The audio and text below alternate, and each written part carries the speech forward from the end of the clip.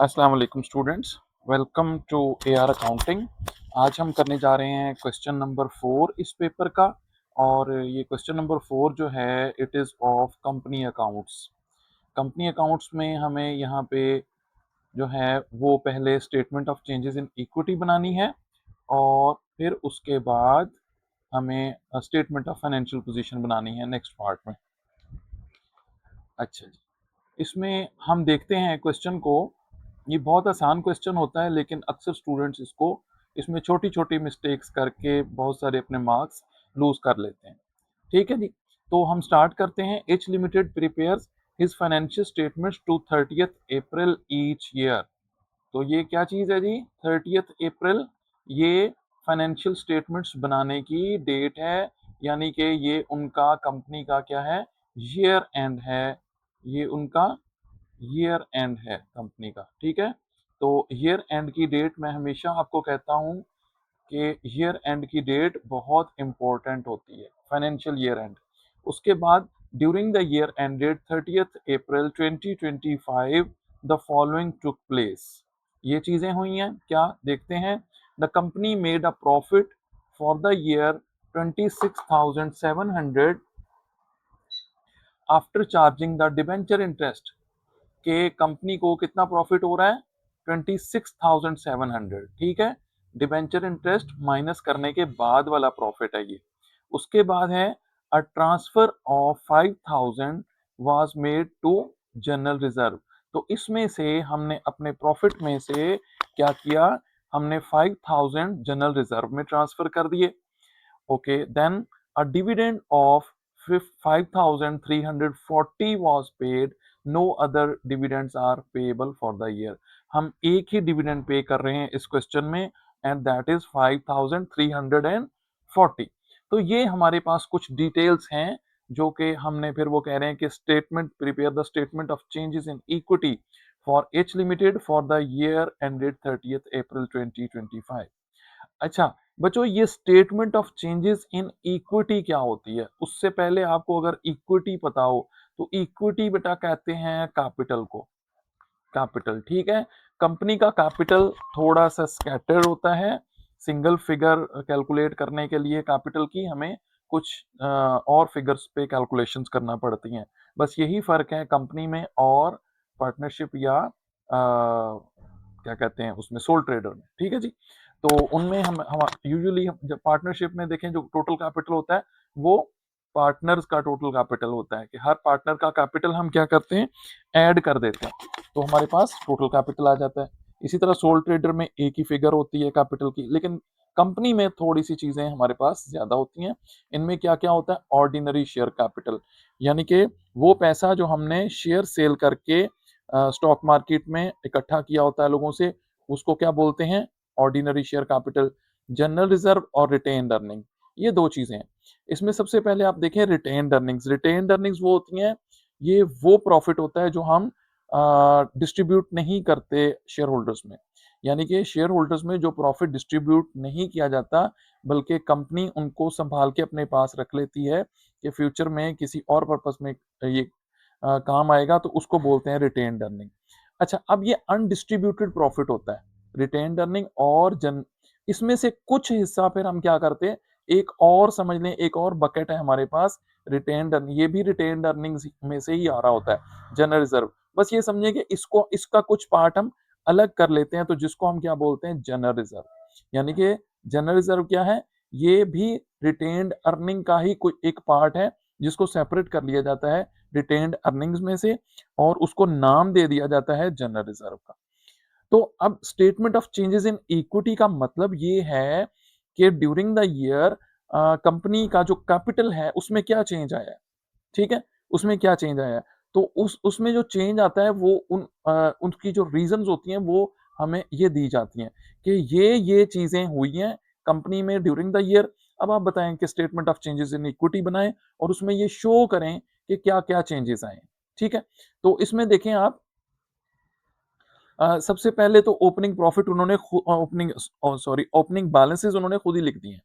सारी चीजों के ओपनिंग बैलेंस खुद लिखे हुए हैं। ये देखें, ordinary share capital 120,000, general reserve का ओपनिंग बैलेंस 20,000, रिटेन्ड अर्निंग्स का 33,635 और इनका ये टोटल आ गया। ठीक है, ये इन सब का टोटल होता है यूं, इस तरह से हॉरिजेंटल टोटल, ये इनको, ये प्लस, मैं साइन लगा देता हूं ताकि आपको पता चले कि ये फिगर कैसे आई है। ठीक है, तो ये टोटल आ गया, हम हॉरिजेंटल टोटल करते हैं। अच्छा, ये जो फिगर्स है ना, कभी तो वो ये इसके अंदर खुद से ही लिख देते हैं और कभी आपको यहाँ ऊपर गिवन होंगी, ऊपर, ठीक है, यहाँ पे ये चीजें ओपनिंग बैलेंसेस इनके गिवन होंगे, तो फिर आप फर्स्ट लाइन में क्या करोगे, ये डेट लिख के, उनकी ईयर एंड की डेट लिख के आप इस इन फिगर्स को यहाँ पे प्लेस कर दोगे। अच्छा, उसके बाद देखते हैं, उसके बाद हमने जो पहली फिगर इसमें पुट करनी होती है स्टेटमेंट ऑफ, वो अपना प्रॉफिट होता है। प्रॉफिट 26,700 है। ठीक है जी, प्रॉफिट कितना है, 26,700। तो अब ये 26,700, अब मैं आपको डायरेक्ट इसके सोल्यूशन में लेकर चलता हूं और वहीं से मैं आपको इसको एक्सप्लेन कर देता हूं वन बाय वन। ठीक है, कि अब इस प्रॉफिट को हम अगली लाइन में कहां लिखेंगे और ये कहां जाएगा। ये देखें जी, ये आ गया, ये पहली लाइन गिवन थी। ठीक है, सेकंड लाइन यहाँ पे डिटेल्स में आपने क्या लिखना है, प्रॉफिट फॉर द ईयर, और इसको हमने रिटेन्ड अर्निंग्स में डाल देना है और इसने रिटेन्ड अर्निंग्स में ऐड होना है, यानी कि हॉरिजेंटली, इसने हॉरिजेंटली भी ऐड होना है, वर्टिकली भी ऐड होना है। तो इस तरह अगर हम इसको रो को ऐड करें तो हम देखेंगे कि और तो कुछ भी नहीं है, इन रोज के अंदर ब्लैंक्स है, तो ये एज इट इज हमारा बैलेंस यहाँ पे ये टोटल चला जाएगा 26,700 और हम अब नई जो नेक्स्ट रो है हमारी उसमें चले जाएंगे। अगली लाइन में हम लिखते हैं डिटेल्स में ट्रांसफर टू जनरल रिजर्व, कि हमने जो हमारा प्रॉफिट है इस साल का और रिटेन्ड अर्निंग का है, उस बकेट में से हमने 5,000 उठाए हैं और उठा के कहाँ शिफ्ट कर दिए, जनरल रिजर्व, यानी कि ये 5,000 यहाँ से शिफ्ट हो रहे हैं कहाँ पे, इस बकेट के अंदर। ठीक है, तो इधर से चूंकि ये निकल रहे हैं 5,000 रिटेन्ड अर्निंग्स में से, इसलिए क्या किया हमने, इसको ब्रैकेट लगा दी कि यहां से इन्होंने माइनस होना है और इधर इन्होंने ऐड होना है। तो इस तरह से ये ट्रांसफर टू जनरल रिजर्व की एंट्री हमेशा रिटेन्ड अर्निंग्स में से माइनस करनी है और जनरल रिजर्व में ऐड कर देनी है। फिर अच्छा, अब इसका हॉरिजेंटल टोटल देखें, आपके पास कुछ भी नहीं है, ये नील आ रहा है। इसका क्या मतलब है, क्योंकि 5,000 प्लस का है यही, फिर 5,000 माइनस का है, तो ऐसा करने से जीरो आ जाएगा, तो इसलिए यहाँ कुछ नहीं लिखते। ओके, ये पॉइंट भी आपने याद रखना है कि ट्रांसफर टू जनरल रिजर्व वाली जो रो होती है, वो एक कॉलम में प्लस होते हैं पैसे उतने ही, और उतने ही एक कॉलम में माइनस हो रहे होते हैं, तो इसलिए उनका नेट क्या आ जाता है, जीरो। ठीक है, तो ये दोनों चीजें आप लिखेंगे तो आपको ये इस पूरी रो का एक नंबर मिलेगा, और अगर आप ये भी लिखेंगे साथ में कि ट्रांसफर टू जनरल रिजर्व। ठीक है जी, देन नेक्स्ट है डिविडेंड पेड। इस क्वेश्चन में एक ही डिविडेंड पे किया गया है और उसकी अमाउंट उसने बता दिया आपको। वो डिविडेंड पेड हमेशा रिटेन्ड अर्निंग में से माइनस होता है, क्योंकि देखिए हमारा सारा प्रॉफिट अभी यहीं पड़ा है। हमने कोई भी पेमेंट करनी है आउट ऑफ प्रॉफिट तो वो रिटेन्ड अर्निंग में से कॉलम में से ही करनी होती है। तो ये 5,340 हम यहाँ से माइनस कर रहे हैं और ये एज इट इज नेगेटिव यहाँ पे ये शिफ्ट हो जाएगा। ये माइनस का 5,340 है, तो ये देखें इसी तरह ये अपनी ब्रैकेट्स के साथ यहाँ पे शिफ्ट हुआ। ठीक है जी। अच्छा, अब ये हमारा गिवन डाटा जो था हमने कंप्लीट कर लिया अपनी टेबल के अंदर। यहां तक अगर आप ये सब कुछ ऐसा लिखते हैं तो आपको 3 मार्क्स आप स्कोर कर चुके होते हैं इन 3 रोज के। ठीक है, प्रोवाइडेड कि आपने ये सारी चीजें इस तरह से लिखी हों जैसे ये मार्क्स स्कीम में हमारे पास है। उसके बाद देखें हमारा जो आपने ये डेट लिखनी है, क्लोजिंग डेट ऑन 30 अप्रैल 2025। इसमें क्या करना है, आपने इनके इस तरह से वर्टिकल जो है वो टोटल कर लेने हैं कॉलम्स के। ये देखें, ठीक है, ये टोटल्स करके ये आ गए, ये ये और अच्छा, इसमें क्या करेंगे, रिटेन्ड अर्निंग्स में चूंकि आइटम ज्यादा है तो ये पहली फिगर प्लस 26,700 माइनस 5,000 और माइनस 5,340 ये आ गया। तो इसमें ये याद रखने की बात, ये अक्सर बच्चे ये क्वेश्चन पूछते हैं और ये कंफ्यूज भी होते हैं इसमें कि सर ये जो फर्स्ट लाइन है इसको इंक्लूड करना होता है या नहीं कैलकुलेशंस में। तो बेटा इसको भी इंक्लूड करना होता है, ये जो ओपनिंग बैलेंस होते हैं हमारे पास ये भी इंक्लूड होते हैं। और इन द एंड आपने क्या करना है, टोटल वाले कॉलम को भी इसी तरह टोटल कर लेना है। टोटल वाले कॉलम को हम टोटल कर लेंगे तो ये हमारे पास एक अमाउंट आ जाएगी। ये अमाउंट जो है इस वक्त कंपनी का समझें, यही कंपनी की इक्विटी है।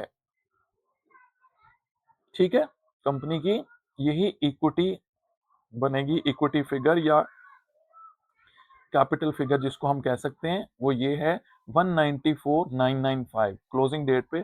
अच्छा, अब इसमें क्या होता है कि ये इस तरह भी ये टोटल आता है और इन तीनों को ऐड करने से भी यही टोटल आना चाहिए आपका। ठीक है, इन तीनों को अगर आप इन तीन फिगर्स को ऐड करते हैं तो भी यही आना चाहिए, अगर आप यूं वर्टिकल एडिशन करते हैं तो भी यही इक्विटी फिगर आनी चाहिए। तो देखें, इस रो का आपको सिर्फ आपने कैलकुलेटर पे रख के बटन प्रेस करने हैं और एडिशन कैलकुलेटर ने करके देनी है और आपको 1 मार्क यहाँ से मिल जाएगा। और ये देखें 4 मार्क्स, कितने आसान मार्क्स हैं इसके statement of changes in equity के, जिसमें मेरा नहीं ख्याल कि अब आप भूलेंगे कि statement of changes in equity कैसे बनाते हैं। ठीक है, अगर ये पार्ट आपको समझ आ गया है तो प्लीज चैनल को सब्सक्राइब करें और बेल आइकन प्रेस करें ताकि कमिंग वीडियोस आप तक पहुंचती रहें। और हमें कमेंट्स के अंदर अपनी फीडबैक भी दें। अगर आपको कहीं पे कोई क्यूरी है तो आप मेरे व्हाट्सएप नंबर पे भी राब्ता कर सकते हैं और आप हमें कमेंट्स में भी अपना मैसेज कन्वे कर सकते हैं। अच्छा, अब अगला पार्ट जो है, अगले पार्ट में देखें उसने हमें क्वेश्चन में क्या बोला है। नेक्स्ट पार्ट में वो ये कह रहे हैं कि ये तो बन गया 4 मार्क्स का, इसके लिए 4 to 5 मिनट्स होंगे आपके पास। ठीक है, यानी कि आप ये टारगेट रखना है, आपने जितने मार्क्स का क्वेश्चन उतने मार्क्स और उतने मिनट्स आपने वहां पे उसको एलोकेट कर देने। अब वो कह रहे हैं G, H limited provided the following ledger account balances at 30 April 2025। क्या है जी, fixture and equipment at book value. ठीक है, नॉन करंट एसेट आ गया। Motor vehicle at book value, ये भी नॉन करंट एसेट आ गया। बुक वैल्यू का क्या मतलब कि नेट बुक वैल्यू इनकी दी हुई है, यानी कि इनमें इनकी जो कॉस्ट थी उसमें से डेप्रिसिएशन माइनस होने के बाद फाइनल फिगर जो होती है, जो हमें कैलकुलेशंस के लिए चाहिए होती है, वो दी हुई है। अच्छा, इन्वेंट्री करंट एसेट है, ये दोनों नॉन करंट हैं, नॉन करंट एसेट्स। और इन्वेंट्री हमारा करंट एसेट आ गया। ठीक है, ये third figure. Trade payable current liability हो गई और फिर ट्रेड रिसीवेबल, फिर करंट एसेट आ गया। प्रोविजन फॉर डाउटफुल डेट्स, ये हमारा प्रोविजन है, इसने सब्ट्रैक्ट होना है किससे, इसमें से ट्रेड रिसीवेबल में से माइनस होता है, ये इसको रिड्यूस करता है। उसके बाद बैंक ओवरड्राफ्ट करंट लाइबिलिटी है। ठीक है, खाली बैंक हो तो वो एसेट होता है, लेकिन अगर ओवरड्राफ्ट का वर्ड आ जाए तो वो लाइबिलिटी होती है। और उसके बाद करंट करंट लाइबिलिटी, ये भी याद रखना है। 5% डिवेंचर रीपेबल 2029। 5% इनका क्या है, ये 5% इनका रेट ऑफ इंटरेस्ट है, रेट ऑफ इंटरेस्ट। ओके, और ये इन डिबेंचर्स की टोटल वैल्यू कितनी है, 5000। यानी कि हमने अपने डिबेंचर लोगों को सेल किए हुए हैं $5000 के, और हम उनको 2029 में पे बैक करेंगे, पैसे उनके वापस करेंगे 5000, लेकिन हर साल हम उनको 5% इंटरेस्ट पे करते रहेंगे। ये होते हैं debenture. Debenture long term loan होते हैं, ठीक है, जो कि पब्लिक से लिए जाते हैं इंस्टेड ऑफ बैंक्स। ये लॉन्ग टर्म लोन होता है और एवरी ईयर पब्लिक को उस पे क्या है, इंटरेस्ट दिया जाता है, और वो इंटरेस्ट इसके साथ मेंशन होता है जहाँ पे डिबेंचर मेंशन होते हैं। तो ये जो डिबेंचर्स हैं, ये हमारी लॉन्ग टर्म लाइबिलिटी, या इसको हम कह सकते हैं नॉन करंट लाइबिलिटी। ठीक है, जो कि एक से ज्यादा साल के अंदर हमने पे करनी होती है। तो ये बेटा डाटा गिवन है हमारा। अब हम देखते हैं जाके कि इस डाटा को हमने स्टेटमेंट ऑफ फाइनेंशियल पोजीशन के अंदर कैसे लेकर जाना है। तो चलते हैं सॉल्यूशन की तरफ और वहीं पे हम इसको देखते हैं कि किस तरह से। बहुत आसान है। स्टेटमेंट ऑफ फाइनेंशियल पोजीशन का जो फॉर्मेट है वो वही होता है कंपनी का भी, एक्सेप्ट आपका जो इक्विटी सेक्शन है। सिर्फ इक्विटी सेक्शन में डिफरेंस आता है, बाकी आपकी statement of changes in equity वही चल रही होती है। ठीक है, तो अब हम देखते हैं इसमें कौन कौन से सेक्शन है। सबसे पहले सबसे पहले हमारे पास एसेट्स।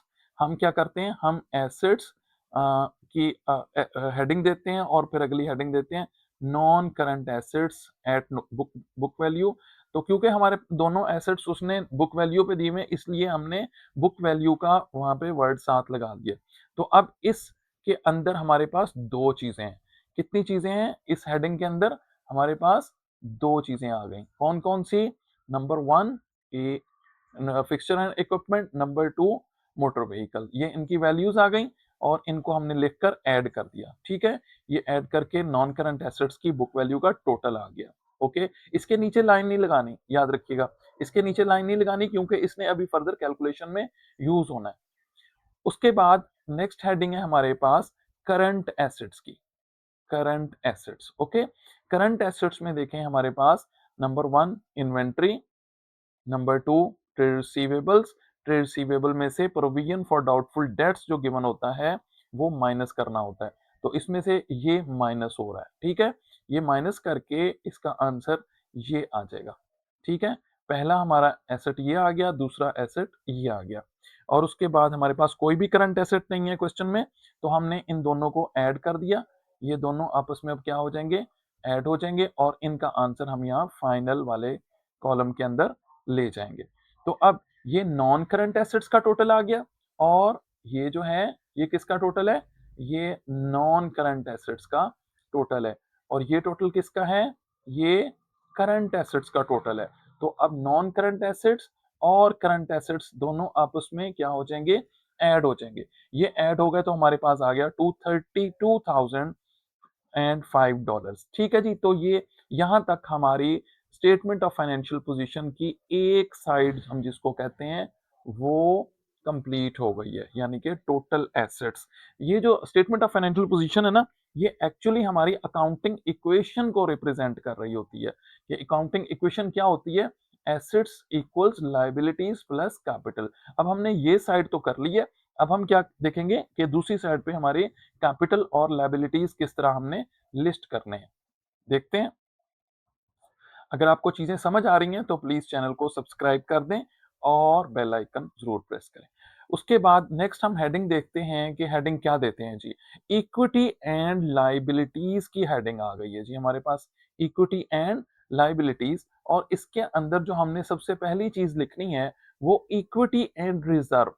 इक्विटी एंड रिजर्व ये हमारी ये भी हेडिंग है, इक्विटी एंड रिजर्व भी हमारी हेडिंग है। ठीक है, हमारे जो आइटम्स हैं वो यहां से शुरू हो रहे हैं। नेक्स्ट, ऑर्डिनरी शेयर कैपिटल पहली चीज, जनरल रिजर्व दूसरी चीज, और रिटेन्ड अर्निंग तीसरी चीज। ठीक है, ये तीनों आइटम्स कहां से आए? ये तीनों आइटम्स बेटा अब जब आप statement of changes in equity बनाते हैं तो इनके ये वाले जो आंसर्स हैं ये आंसर्स वहां पे जाते हैं। ठीक है, यानी कि इस टोटल के ब्रेकअप को हमने वहां पे शो किया। इस टोटल का जो ब्रेकअप है, ठीक है, कि ये टोटल किन 194,995 कौन कौन से आइटम से मिलकर बना था? इन आइटम से मिलकर बना था जी। तो इनको हम इन तीनों चीजों को मैंने आपको बताया था ना कि ordinary share capital, general reserve और रिटेन्ड अर्निंग्स, ये तीन चीजें मिलकर कंपनी की क्या बनाती हैं? इक्विटी बनाती हैं। कैपिटल यानी कि हमारा कैपिटल इन तीन चीजों पर मुश्तमिल होता है। तो हमने तीनों को लिख लिया यहाँ पे, ये तीनों को लिस्ट कर लिया और इनको ऐड कर दिया। इसके नीचे 194,995 के नीचे लाइन नहीं लगानी क्योंकि अभी इसमें हमने जो हमारे लाइबिलिटीज सेक्शन है उसकी कैलकुलेशंस इसमें ऐड होनी है। अच्छा, फिर नेक्स्ट हमारे पास हेडिंग है non current liabilities. Non current liabilities heading आ गई। इसमें हम हमारे पास एक ही आइटम था नॉन करंट में, 5% डिबेंचर, और उनकी जो फाइनल वैल्यू थी 5,000, वो हमने लिख लिया। फिर हमारे पास अगली हेडिंग क्या है? Non current liabilities. अच्छा बच्चों, यहाँ पे मैं आपको एक बात बताऊं, ऐसी फिगर जिन पे हमने कोई वर्किंग नहीं करनी होती उनको स्ट्रेट अप आखिरी कॉलम में लिख सकते हैं। ठीक है, जिन पे कोई वर्किंग होनी हो उसको फर्स्ट या सेकंड में लिखते हैं, जिस तरह आपने ऊपर ये करंट एसेट्स में देखा था। करंट एसेट्स में पहली फिगर इन्वेंट्री थी, इस पे वर्किंग अभी होनी थी। होनी क्या वर्किंग कौन सी होनी थी इस पे कि इसने बाकी के करंट एसेट्स में ऐड होकर फिर उनका टोटल आगे जाना था, तो इसलिए हमने इसको मिडिल वाले कॉलम में लिखा है। अच्छा, ये ट्रेड रिसीवेबल्स में से provision for doubtful dates minus होना था, ये फिर जो आंसर आना है हमारे पास वो फिर बाकी के करंट एसेट्स में ऐड होना है, तो वो फिर फाइनल आंसर आगे जाना है। तो इस तरह से वर्किंग आपने जरा इसको लॉजिकली आपने करना होता है। ये तो तीन कॉलम्स बने होते हैं ना, ये डेबिट क्रेडिट्स के कॉलम्स नहीं होते, ये वर्किंग शो करने के लिए और अपने फाइनल आंसर्स को एंड में ले जाने के लिए होते हैं। ठीक है, तो अब यहाँ पे देखें, ये हो गए नॉन करंट लायबिलिटीज हो गई। करंट लायबिलिटीज में हमारे पास क्या क्या था? हमारे पास थे ट्रेड पेबल्स नंबर 1 और नंबर 2 बैंक ओवरड्राफ्ट। ये दो ही हमारे पास करंट लायबिलिटीज थी, ठीक है। इनको हमने लिस्ट कर लिया और इनका टोटल हमने यहाँ, ये देखें, यहाँ पे लिखा है टोटल, क्योंकि इस टोटल ने ऊपर ऐड होना है। अब ये वाली पहली फिगर, यानी कि हमारे कैपिटल इक्विटी, ये हमारी इक्विटी आ गई, ठीक है। ये हमारी आ गई नॉन करंट लायबिलिटीज, और ये हमारे पास आ गई करंट लायबिलिटीज, उनका टोटल। तो अब ये नंबर 1, नंबर 2 और नंबर 3, ये तीन चीजें आपस में क्या होंगी? ऐड होंगी, यूं डाउनवर्ड, ठीक है। तो हमारे पास ये तीनों चीजें ऐड होंगी, तो उसका आंसर आएगा 232,005। अब ये आंसर देखें, कैपिटल प्लस लायबिलिटीज का आंसर किसके इक्वल आ गया? ये हमारे टोटल एसेट्स के इक्वल आ गया। इसका मतलब है कि हमने सारा काम होपफुली ठीक किया है। तो अब ये देखें, आपको किस किस चीज के मार्क्स मिलेंगे यहाँ पे, ये देखिए, मैं साथ ही वो भी बताता जाऊँ आपको। ये जब आप दो नॉन करंट एसेट लिखकर ऐड कर देंगे, आपको 1 मार्क मिल जाएगा। फिर आप इसी तरह ये जो रिसीवेबल्स हैं, रिसीवेबल्स में से आप provision for doubtful dates minus करोगे, तो उसका जब आप आंसर लिखोगे यहाँ पे, तो 1 नंबर इसका मिलेगा, और इन दोनों को ऐड करके जो टोटल आंसर आप यहाँ लिखोगे, 1 मार्क आपको उसका मिलेगा। तो इस तरह से आपके यहाँ पे 2 मार्क्स हो गए। और फिर यहाँ पे ये तीनों चीजें अगर आपने लिखी हैं, तीनों आइटम, तो आपको 1 मार्क मिलेगा, ठीक है। Equity, ordinary share capital, general reserve और रिटेन्ड अर्निंग्स, इन तीनों की वैल्यूज लिखने का आपके पास ये 1 मार्क है, ये वाला, ठीक है। और देन आपको ये नॉन करंट लायबिलिटीज का 1 मार्क आ गया, और फिर करंट लायबिलिटीज में दो आइटम्स थे हमारे पास, उसके उसने 2 मार्क्स एलोकेट किए हुए हैं उसके, और फिर उसको ऐड करके यहाँ पे आंसर और फिर ऐड कर देंगे। तो आपके इस तरह से ये आपका 7 मार्क्स का स्टेटमेंट ऑफ फाइनेंशियल पोजीशन आप बनाएंगे, 7 मार्क्स की। और ये आपके पास इसको सॉल्व करने के लिए 7 टू 10 मिनट्स का टाइम होगा, इससे ज्यादा नहीं, ठीक है जी। तो ये था हमारा क्वेश्चन कि कंपनी की स्टेटमेंट ऑफ फाइनेंशियल पोजीशन कैसे बनाते हैं, उसमें कौन कौन सी चीजें आती हैं, और वो आइटम्स कैसे हम कहाँ से लेकर आते हैं जो क्वेश्चन में हमें गिवन होते हैं। उम्मीद है आपको वीडियो की समझ आई होगी। अगर आपको ये समझ आई है, तो प्लीज चैनल को सब्सक्राइब करें और बेल आइकन प्रेस करें, ताकि आपको कमिंग वीडियोस मिलती रहें। और अगर आपकी कोई क्यूरीज हैं, तो प्लीज कमेंट सेक्शन में हमें बताएं। वीडियो अच्छी लग रही है तो भी कमेंट्स में बताएं, और अगर आप चाहते हैं कि इसमें कोई इंप्रूवमेंट हो, तो आप तब भी हमें कमेंट्स में पूछ सकते हैं। इसके अलावा भी कोई क्वेश्चन अगर आपका है रिलेटेड टू दिस क्वेश्चन, तो आप कमेंट सेक्शन में हमसे पूछ सकते हैं। Thank you so much. उसके बाद है हमारे पास, हम एक क्वेश्चन इसमें देखेंगे, नेक्स्ट पार्ट इसका, उसमें उसने हमें कैलकुलेट करने का बोला है। ये calculate the return on capital employed for the year ended, state your answer to 2 decimal places. Capital employed, वो पैसा जो कि बिजनेस में लगा हुआ है, इंक्लूडिंग कौन सा?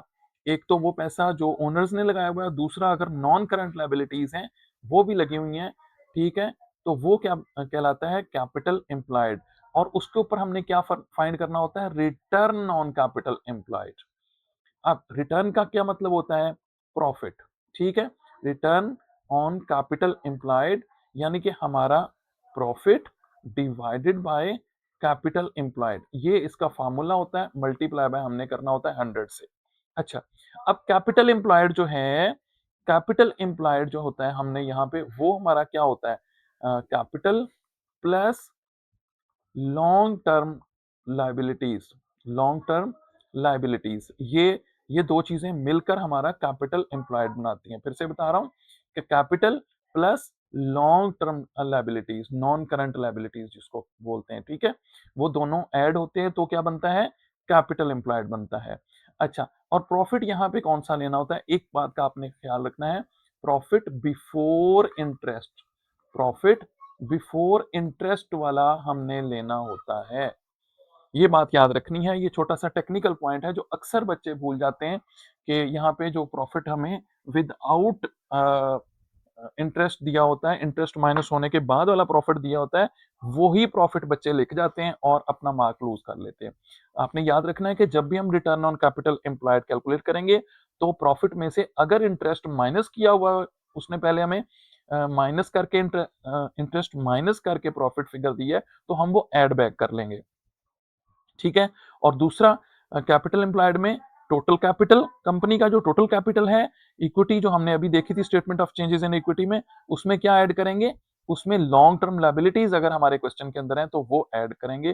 फिर ये हमारे पास दो फिगर्स कंप्लीट हो जाएंगी, फिर हम इनको इसके फॉर्मूला में डालते हैं। अब हम चल के देखते हैं कि इसको किस तरह से जो है वो हमारे पास हम इसको फॉर्मूला में पुट करेंगे और इसको सॉल्व करेंगे।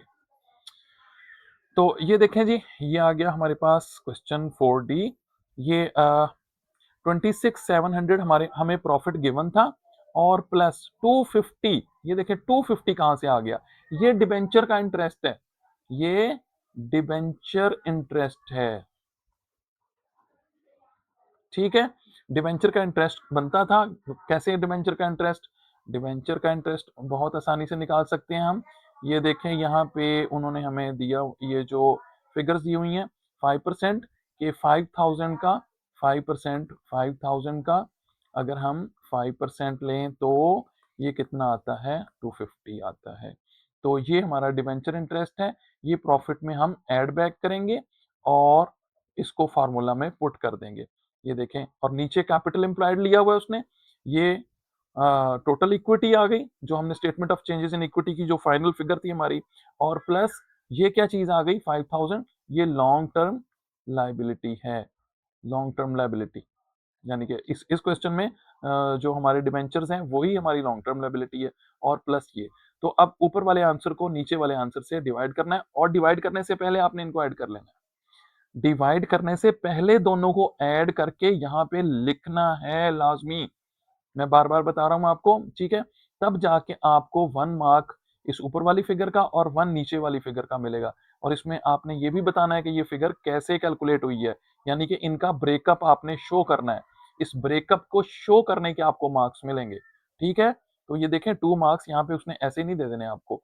और ये तीसरा नंबर जो है इसका मल्टीप्लाई बाय 100 क्या, इसको पूरी को कैलकुलेट करके फिर ये देखें इसमें 2 डेसिमल प्लेस का भी उसने ख्याल रखा, क्योंकि उसने क्वेश्चन में बोल दिया है कि 2 डेसिमल प्लेस में आंसर देना है।